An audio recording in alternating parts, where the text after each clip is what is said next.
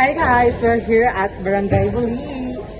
Did you know Barangay Buli was named after a buri palm that lived for over 30 years?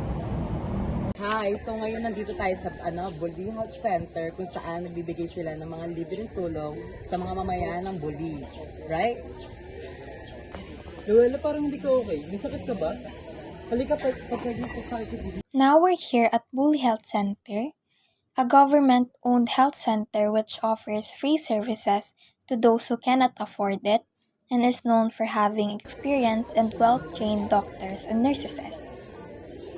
So ngayon nandito kami sa Bumon. Tara. In this community, the main way people make a living is through fishing. They catch fish from bulwon, which helps them feed their families and earn money. But before this, Barangay Buli relied on farming and planting crops of veggies. According to Bahay Muntinlupa of 2022, Barangay Buli has 13,341 population, an estimated 2,528 houses, and a total land area of 0.437 square kilometers, making it the smallest barangay in the city. Ako po si Dennis Guarico, Barangay Secretary po ng Barangay Buli. Kailan po nagsimula or na itatag ang barangay po? Ang Barangay Buli kasi through plebiscite, naging barangay siya 1962. Dati siya kasi part ng Barangay Kupang. Parang, alam ko sitio dati eh. So, kaya siya nahiwalay sa Barangay Kupang, kaya siya naging Barangay Buli. At saka kung makikita nyo, ang naduduktong sa amin dito, yung naging boundaries niyan, yung mga creek.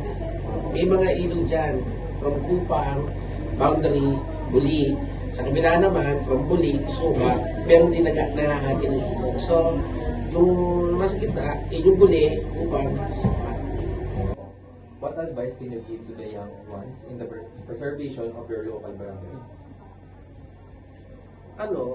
Sa akin, ang importante, yung mga mahalagang events or infrastructure, dapat kinukuha natin ng picture. Kasi sooner or later, baka pwedeng ma-renovate siya, mawala siya. Parang kagaya ng bahay ni Rizal, di ba? Yung bahay ni Rizal, hindi na yun yung dating bahay ni Rizal eh. Kasi nabago na nabago.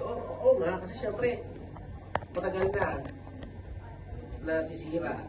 Syempre, kailangan ng palitan ng ganito. Pero sa atin, sa kayong mga kabataan, ang pinaka-importante yung gawin natin, yung pangalagaan natin yung ating mga, yung mga importanteng bagay sa atin, parang kagaya ng paggamit nyo sa sarili nyo. Kung gano'n yung siya ka-importante, dapat, ang gano'n ka-importante isang bagay sa iyo, dapat pinag-iingatan, di ba? Parang kagaya din ito. Kasi yun, maaaring maikwento mo pa sa maging anak nyo, di ba? Maikwento nyo pa sa anak-anak nyo na yung na to, dito nagsimula yung mga magiging tindabayani, sa Cavite, di ba? At dito sa lugar na to, sinilap sila ito. Dapat yung mga ganong lugar binibigyan ng importansya na dapat ang mga kabataan na sumisibol ngayon, sila yung nag-uumpisa kasi pagdating ng panahon na pagtatanda nila, pwede naman nila maipasa doon sa susunod na henerasyon. Ang nangyayari kasi tayong mga kabataan minsan, kagaya nyo, nag-aaral kayo, di ba? Mamuhulat kayo sa kung ano yung kailangan gawin. Hindi, paano yung mga out of school years, yung mga tambay, na hindi nila nalalaman yung kahalagahan ng isang bagay para sa kanila. So, dapat kayo yung nakapag-aral. Hindi ko naman sinabing hindi sila nag-aaral, no? Kayo may higit na nalalaman. Kayo yung maghikaya, humimok sa kanila na ganito yung ating gawin o magtayo ng mga organisasyon na may kinalaman sa ating sa inyong barangay na nakakulog yung kapaligiran, yung ating mga sa sinasabi mo nga na ano na ano tawag dito yung mga ano ng isang lugar mga kung saan nakikilala yung isang lugar.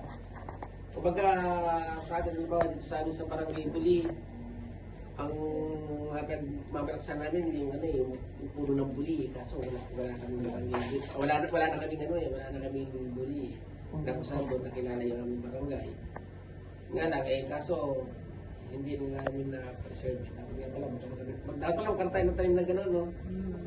Yeah. Meron pa naman sa ibang lugar. Ayan na Meron pa. Sa Laguna, may ganun pa. ganun po yung dapat mong gawin